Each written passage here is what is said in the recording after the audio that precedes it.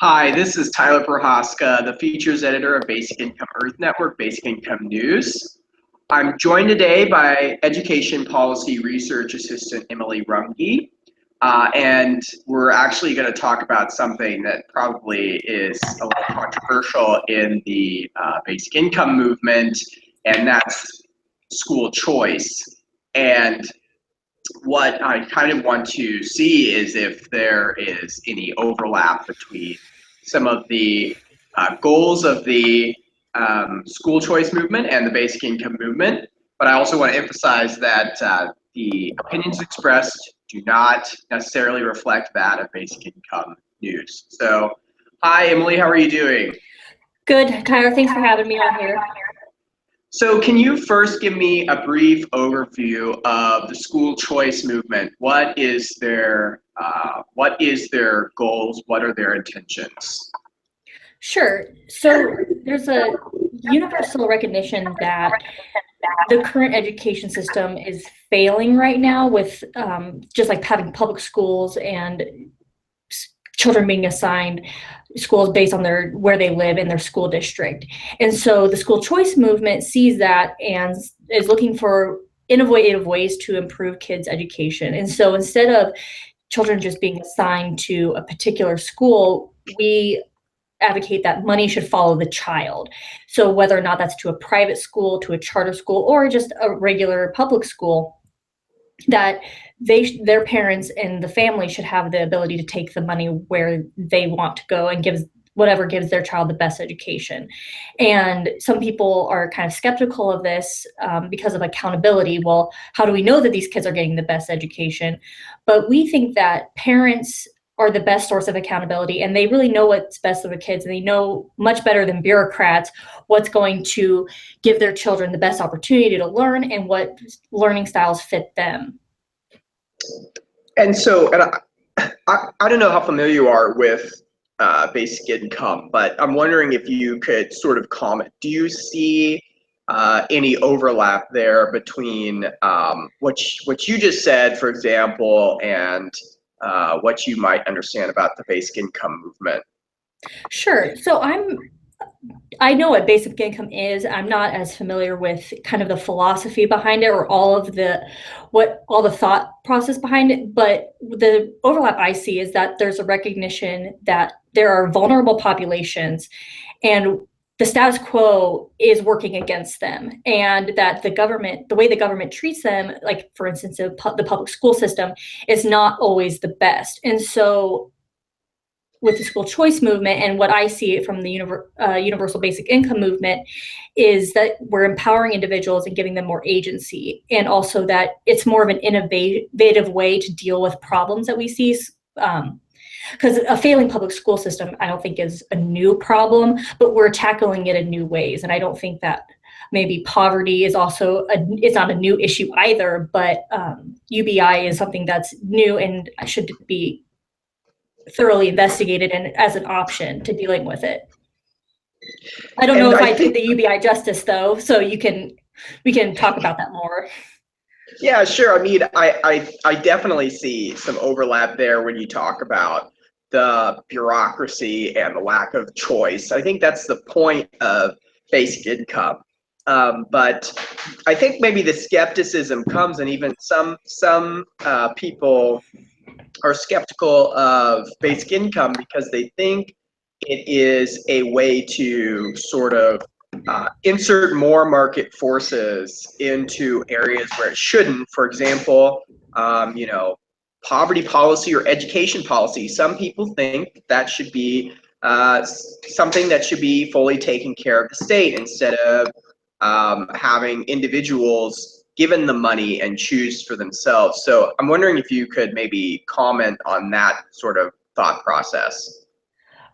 Right. And I think that right now we are seeing kind of people are changing their views of what the role of government and education is. And so instead of being an operator, the government kind of becomes more of a regulator, or it kind of oversees things. And so there is a role for government, certainly with dealing with poverty and with education, but we can't rely on them too much, I don't think. And so there also like we can trust markets more than people think we do. And there is some pushback with school choice that how do we, they don't think charter schools, for instance, are being held accountable enough. But when we see charter schools are closing because they don't perform well enough or there isn't the demand for them, that's actually the market at work to get bad schools out of the system and make more room for good schools. And so what would you say is the main purpose of giving the parents and the students the choice to where they want to go to school? It's really to make sure that each child is getting the best education. And this is regardless of their financial circumstances. I think a misconception is that we don't have school choice already, but we do have school choice for those people who can't afford it. One of my colleagues at the Show Me Institute, James Scholes, he has this this article about school choice by mortgage. And so really, if you can afford it, you can move to a good district or a more wealthy area where they have great schools. So what comes to mind is like the Blue Valley School District or on the Kansas side of Kansas City. If you can afford to live there, then that's you exercising a choice. And so the reason why we think that choice and direct parental accountability is the best is because if a school isn't performing well or they're not serving the child in the way they need, the parents can leave. They don't have to stay there. Whereas right now, if you're not satisfied with your public schools and you can't move, it's tough luck, basically. And so we want to break down those barriers to people who can't move or can't afford private school tuition, so they have the same choices that wealthier families do also. And I think when some people hear that, they might focus on the fact that public schools will lose money. And is that a concern for you? Do you think that that there will be I guess skimming from the top in a sense of where the best students will leave a public school and then a public school kind of it retains some of the Right. lower end students or some of the lower end teachers? Do you see that as a potential issue? Yeah, I've heard that issue before, but the research actually says the opposite, where like financially and also how they serve their students, like public schools do better when there's choice in those areas, because maybe they're able to serve the children that are left in the school better. And most states, I know at least in Missouri, where the Show Me Institute operates, so I can't speak to the specifics of how all states fund their schools, but most states just fund their schools on a per pupil basis. And so when the child leaves a school, technically the school has less money, but per pupil, that funding doesn't change. So the money arguments and the cherry picking arguments are actually pretty weak, and there's really no evidence to support them.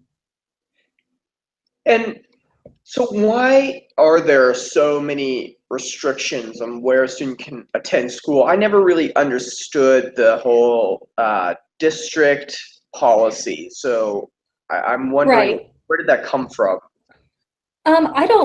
I can't say like the entire history of it, but a lot of times portions of the school funding, and significant portions, in Missouri, it's like almost 2/3 come from the local level, and in Kansas, it's closer to 1/3. But so you have like districts that fund a particular school, and so then those students are served by that school. But I don't know the exactly when like districts started becoming a thing. But right now, when you have such an entrenched system where there's a government monopoly and it's compulsory that either you attend this school or you have to sacrifice financially to leave the system, and that's really expensive. So either if you want to homeschool or go to a private school, like that is a financial sacrifice. And so when there's so much control that the government has over the public school system, and then people are left without choice, like the bureaucracy just keeps building and building and building. can you describe some of the different types of school choice systems and which one would be your ideal system? Okay, so the first one would be an education savings account. So this, in most states, is they give basically the per pupil average that the public schools get, and they put it into a savings account that the parents can access. And so that money can be applied towards multiple things. This is what makes it different from a voucher. So education savings accounts can be used for different things.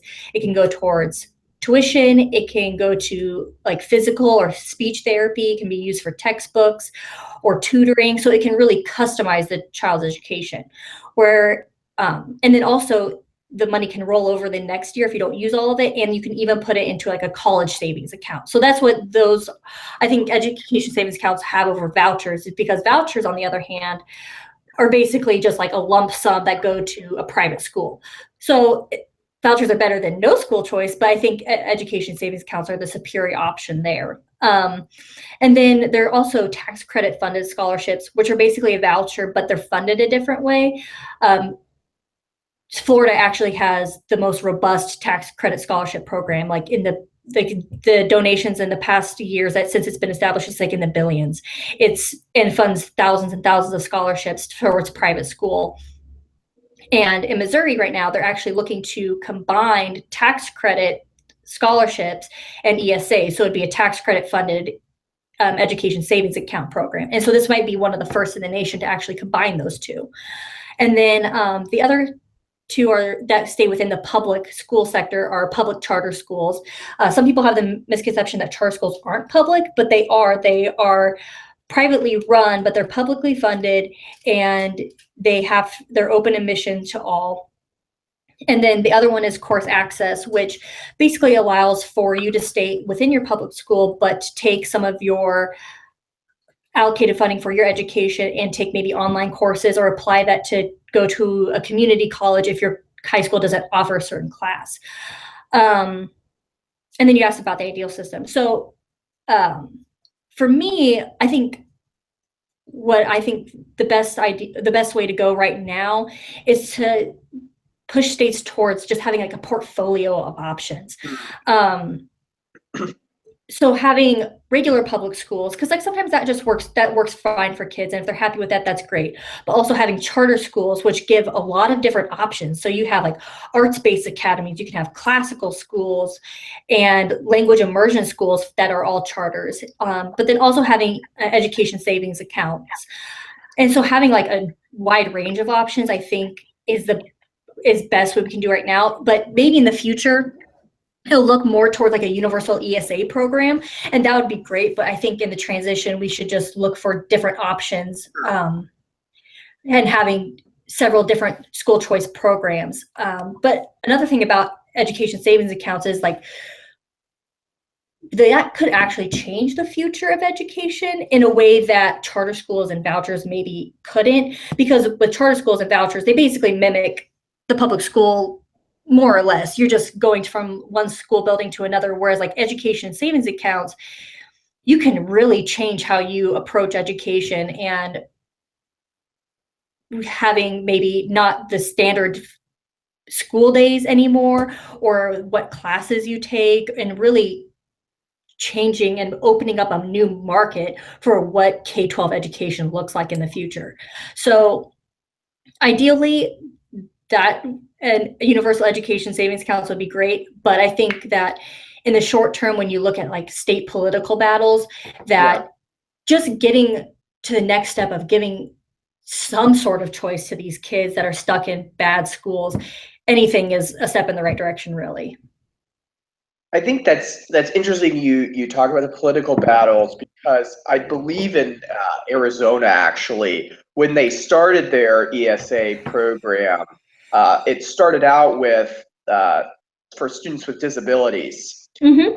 and then it was expanded later for I believe low income students as well. So I'm wondering, how do you envision the treatment of these kind of vulnerable students under a school choice system, and how would you compare that to what's currently happening in public schools? Yeah. When you think of like vulnerable populations, like minority students, low income, and students with disabilities, technically and like legally, there are protections for them in the public schools, but we see that they're just not being served.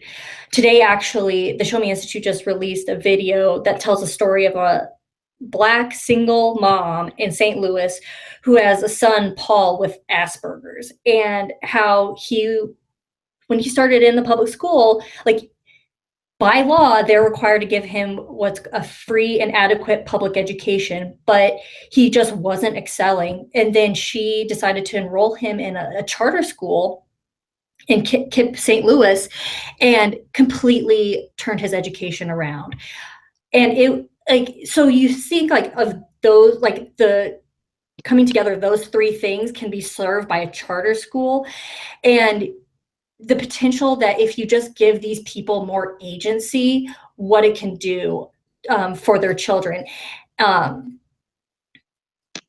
because like when you think about like especially like low income people, they don't like if they're stuck in a bad school district. So like St. Louis and Kansas City are horrible school districts, and some of the school districts surrounding them are they're terrible.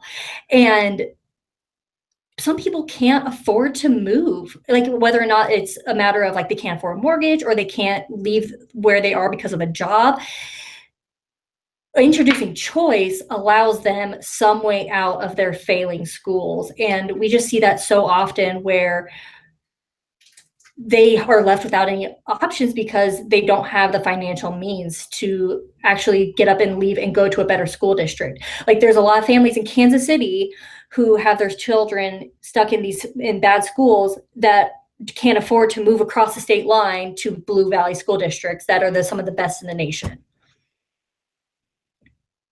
And what have you seen from the research? What does it tell us about vulnerable populations when their school choice is introduced? Yeah, so there's been a lot of debate about this, especially like recently the NAACP came out against charter schools, and there was actually a lot of pushback from the parents. But when you look at the research, there's like several different aspects that they talk about. So they talk about performance, but performance as far as where the research is going is very positive, leaning towards school choice. A Credo study, they've been tracking urban charter schools for a number of years, and they're starting to really outperform their virtual twin schools is the ones they compare them to. So they account for all different demographics and those kind of things. And then with voucher programs, those are also tend to be positive. The only voucher programs that two recently that have had negative research results were in Ohio and Louisiana, but there's some speculation of, or there's some like theorizing of why those had negative results as opposed to others. As far as segregation goes, it's either neutral or positive of reducing segregation, or it doesn't really help it at all. On this issue, I just speaking for me personally, I don't think segregation is as big of an issue. It should be like a secondary concern as opposed to just overall school quality. For instance, here in Kansas City, one of the top charter school, University Academy, and it's like one of the best schools in all of Missouri, is like 98% Black students. And so as long as we can get all students a good education in a good, safe school, I think that should be the primary concern. And then we can work on segregation. Segregation should come secondary to that.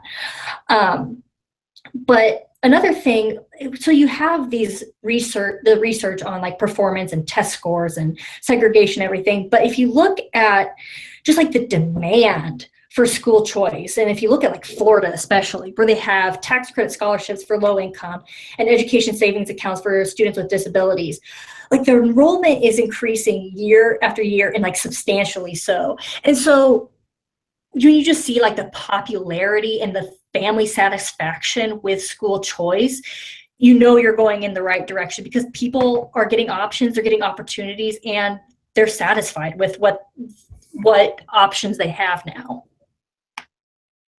And what type of offerings do you see in these schools? For example, you mentioned like language immersion, Yeah. that sort of thing. And I'm wondering, do they have programming schools? I think, or something with regards to engineering or technology. What types of differences do you see in the offerings from private schools? There's there's a wide variety of what you can get with a private school and with charter schools.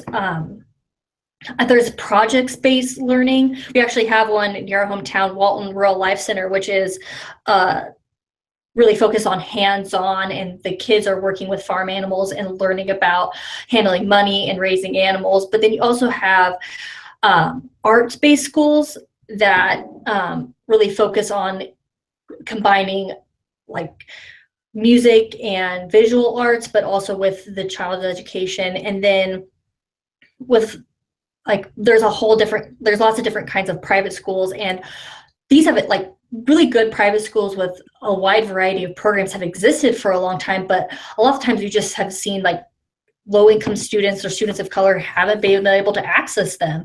And so with these programs, they're getting access to them. It's creating a new market and a new demand for that because more people are going to be able to go to these schools. I'm wondering, a lot of people will bring up that even if you give the tuition, will vulnerable populations to be able to access these private schools? Because there's still going to be schools that have competitive selection. And do you see that as an issue? How common is this, and how likely is it that somebody with an ESA is going to be rejected from a private school?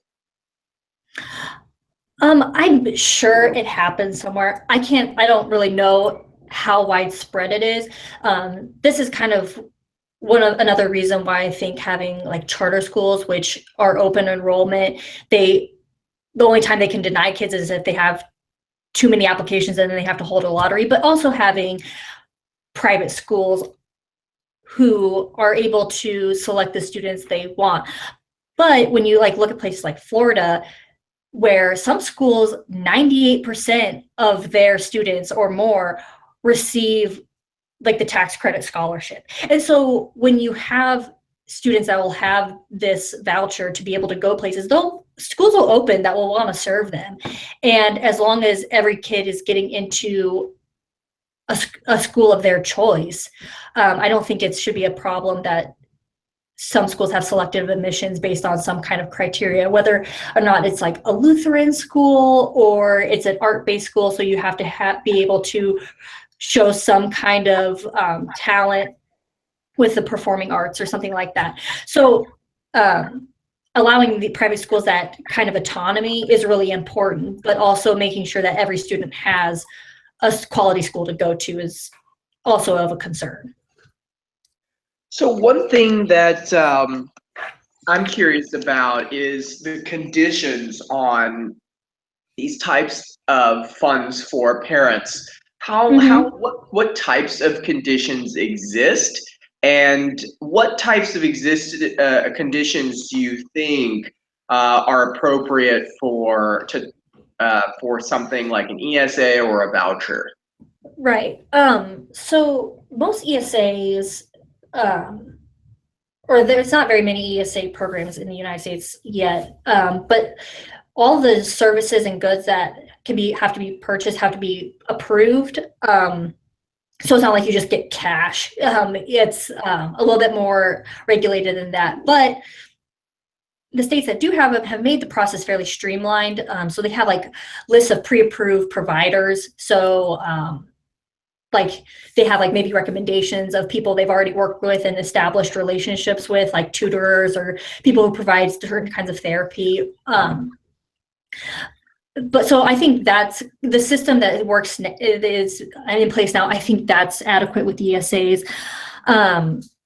For vouchers, it depends on the state actually of what kind of regulations they put on them. So some of them don't require the voucher students to take standardized tests, but in other states they do. So like in Louisiana, for instance, they require the students receiving a voucher and go to private schools to take standardized tests to kind of, I guess, track their performance and how these vouchers are working and the education working for the students.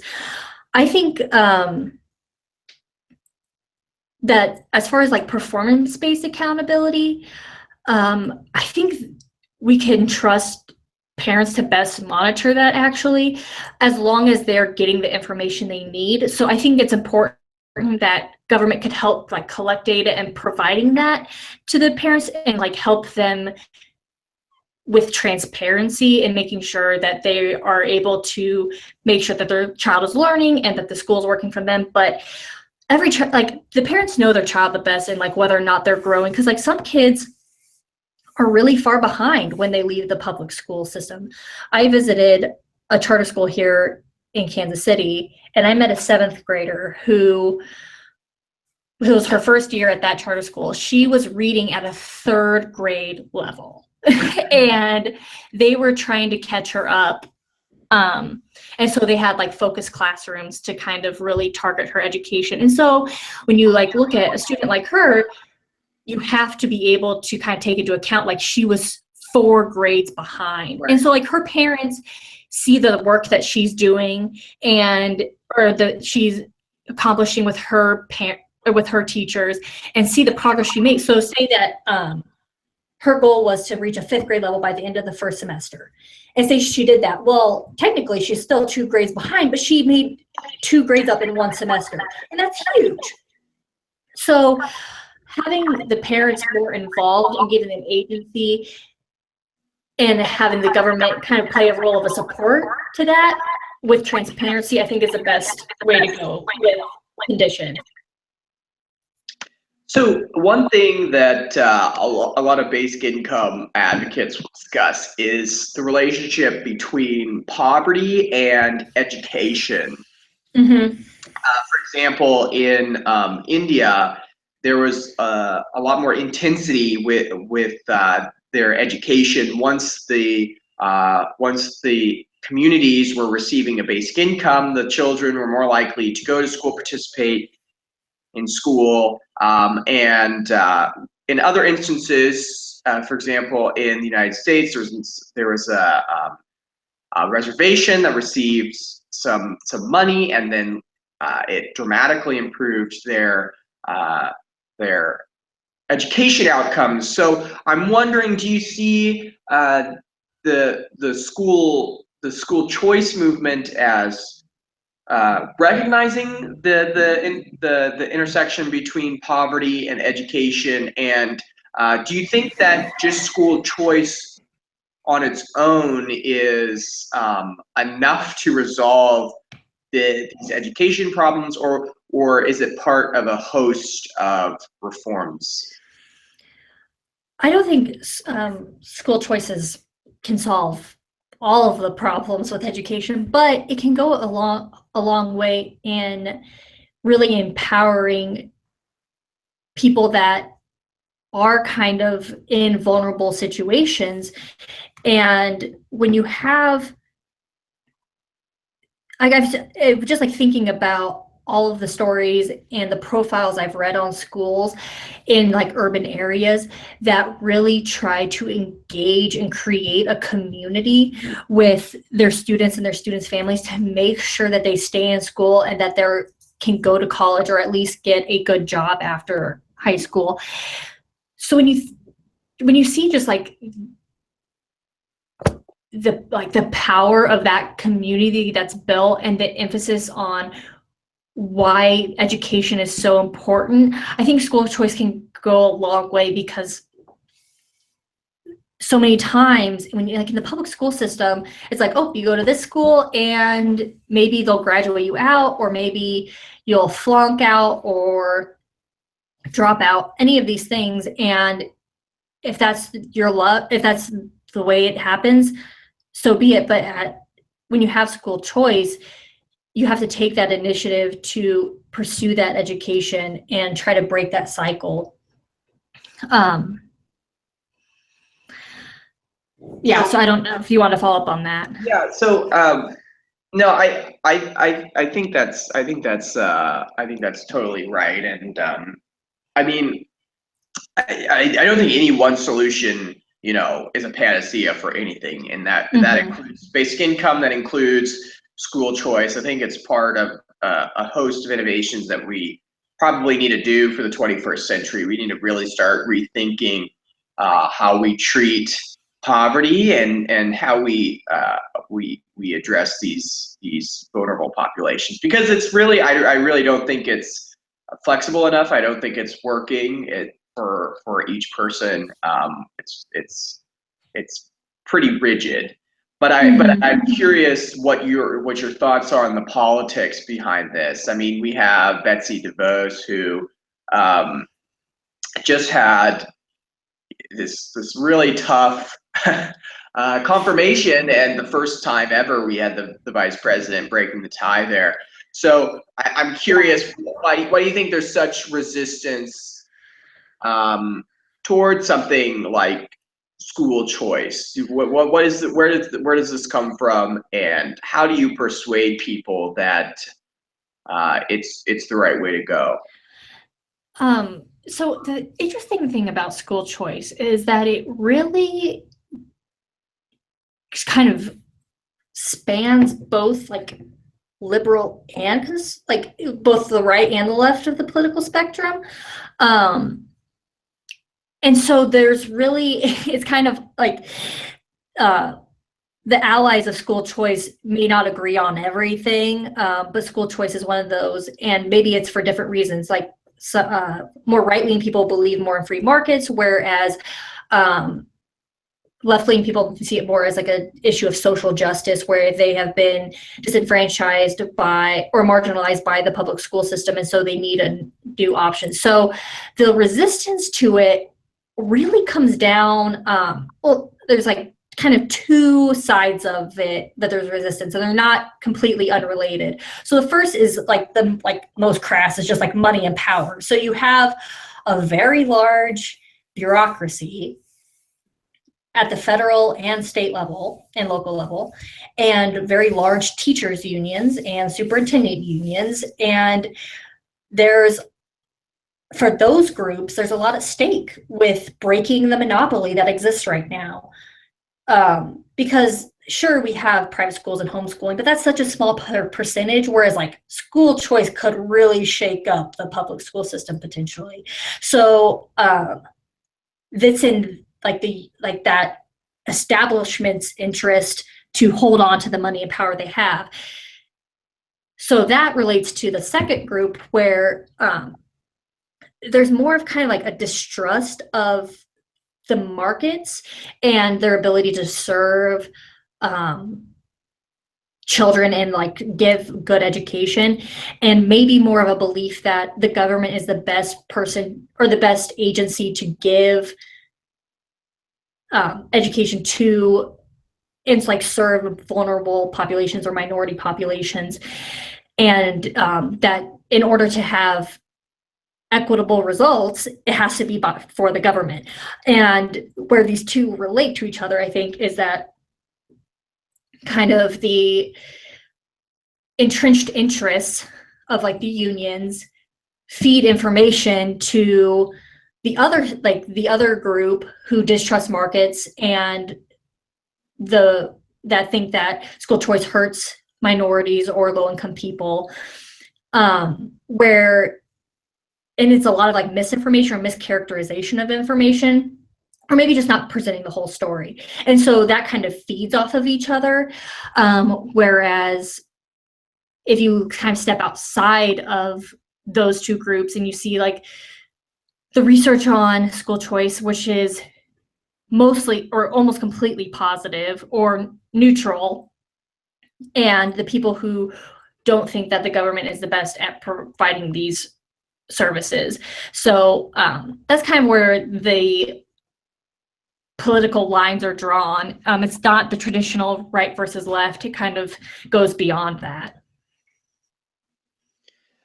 Yeah, I mean, I think that's totally right, and I think there's a lot of distrust amongst the two sides. I think the resistance is genuine, but it has to come down to what's best for the kids and what's best for the parents. And I never see a situation where not giving people control is a worse or giving people control is a worse outcome. I think that's silly. That's ultimately what I come down to. No, I agree, and I think it's also just like a lot of it comes down to a lack of perspective. So I believe it was Massachusetts had that big charter school referendum about whether or not to expand the number of charter schools or not, and it failed overwhelmingly. And most of the people who were against it were like in the suburban area or had good schools. And so it's a lack of like sympathy for like the people who don't have those options. And so I can't tell you how many times like on Twitter I've like gotten like had comments of like, my kids go to public school and it's great. Why do you want to destroy the public school system? And I'm like, I'm glad that your public school is great. That's wonderful. And I don't want to hurt your public school at all. I think it should stay open and keep serving the kids it is. But not every kid goes to a great public school. And that's just the fact of the matter. And so I don't think that we need to like go after good public schools, but just giving kids in bad school districts more options and an opportunity to succeed. Like so many kids have potential and that's just unrecognized. And I think this often like what comes to mind is with like students with disabilities and like kids with like Down syndrome or Asperger's or autism,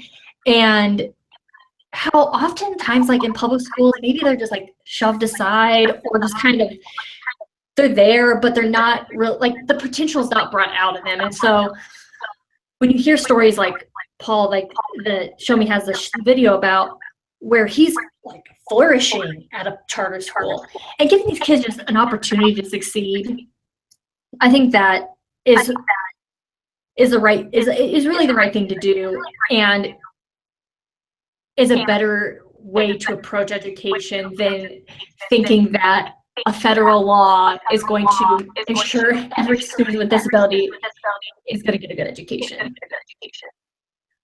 So on that note, do you have any final thoughts you want to share on the basic income movement and school choice, and what do you think the future is of education? I think the future is definitely school choice oriented. This is because like there was a recent survey and it broke down the different generations, and school choice was overwhelmingly popular with millennials and even more so with minorities and millennial parents. And so as we become voters and we're the ones that are driving policy decisions, like school choice is going to become more and more prominent. It's just a matter of time, because now that parents and agencies are getting agency and getting kind of a taste of what this system could be like, more and more families want in on this. And so I think it's a matter of maybe even starting small, like here in Missouri, where our ESA program may start small, and that's fine, but then seeing what it can do and the potential it has, and then growing it from there. And really trying to open up those options for kids in all situations so they can have the best education possible. And from my view, I would give a piece of advice to the school choice movement. I think it's got to be a lot. The pitch has got to be a lot more clear and simple, and we've got to give it's got to have a lot of assurances. And what I mean by that is you have to be generous in what you're talking about. You know, when school choice people will come out and say, "Oh, we're gonna save all this money," I don't think that is the right strategy. I don't Yeah. think I don't think anybody's really thinking, okay, I want to spend less on public schools, even though we might spend a lot. I think the better strategy is, okay, well, let's start out with this and give low income, vulnerable students, minorities, people with special needs, let's give them a huge chunk of money. Yeah. And let's make this a right for every vulnerable person in our state. I think that's going to get a lot more people listening than saying, oh, well, you know, we'll save 5% on our education budget. No, I don't. There's no constituency for that. Right. And I mean, I think saving money is a extra benefit, and like school choice does save money. And so that's great. But let's like find a way to more effectively spend the money that we have towards public education and make sure that it serves students the best way possible. And when you have parents directly overseeing that, I think that's what's going to happen when you have a school choice-based system. Okay, well, I think that's gonna wrap it up. Thank you so much, Emily Runge, Yeah, from the thank show. you. Yeah, so I hope to get to have you on again. Yeah, sure. Just let me know. All right, bye-bye.